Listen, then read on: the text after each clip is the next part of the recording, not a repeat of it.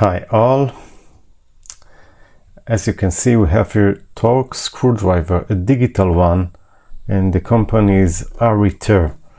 Now this instrument can be extremely expensive.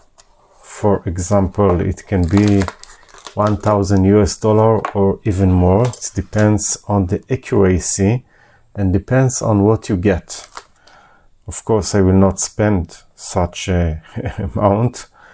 This is AliExpress one. Okay, the cost of this one is less than $100. Now, what do you need it for? You need it when you have special requirement for a force or how much torque you need to screw a screw, of course. And this is in order to make sure that you don't break the instruments that you are using and you are using the correct force.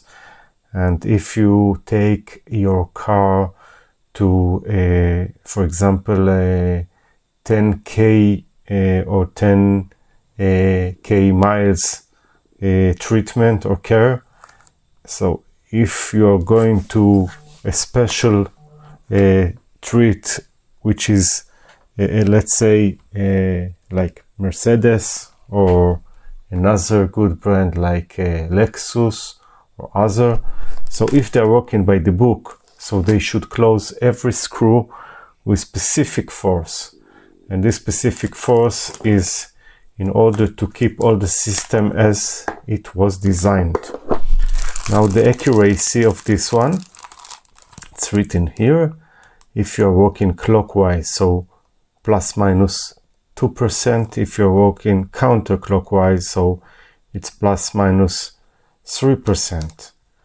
And they are telling that this will be the correct value when working in 23 degrees Celsius. Interesting. And beside looking how it is working, the next thing that you want to make sure before working that this instrument itself is calibrated. And in the next video I will show how to check if this is calibrated. You can do it at home, really, and there is a specific way to make sure that you are calibrated. By the way, it is now open in 6 Newton to meter, and then I can change with the buttons the force that I want to test. And the unit here, now it is, if you can see, it is in Newton to meter, and I can change it to inch Liberia and to feet Liberia, and the last one is kilogram to centimeter. Okay, so this is moving between the units, and the way you work is pretty simple. You just put here the correct bits that you want, and then you are moving it, and when it get to the desired torque, it will beep and also do a LED, I think a red LED. I'm not sure if this one will check it, and I can show you with this clamp. We can put one bit in order to see it actual how it works. It's not very complicated, so what I can do is close on this bit, so I will need the force to move it. Yeah, not like this, to close it a little stronger. Okay, now I think it's okay.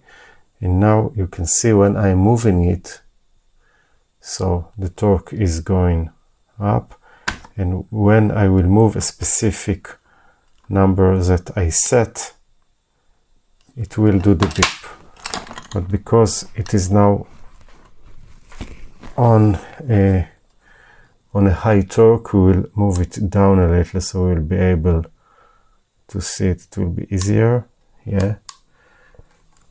Okay, so if I'm moving above 3, it will you see it is beeping. So this is how it works, and also counterclockwise it will do the same. Okay, so you get the point. And now another thing to say about it is this. Each torque meter has specific range, and it will be accurate just in this range, which means you can't be at low torque and the same time at high torque, because the actual electronics that sense the force need to be different. This is very important. So basically, if you want to set a specific torque in your area, the best is to be at the middle of the force that is written, and not on the low side and not on the high side, because it will be the best not to be on the minimum limit and on the maximum limit. That means that before you buy such an instrument, you need to know what the force that you expect to work with, and not just order. It's a good thing to know exactly the force that you will work. And you can see it's automatic shutdown to save the battery. I didn't mention, but before doing this video, I opened the screws and put 2 AAA batteries to this model. So that's all. In the next video I will show you how to see if this is calibrated. Thank you and bye.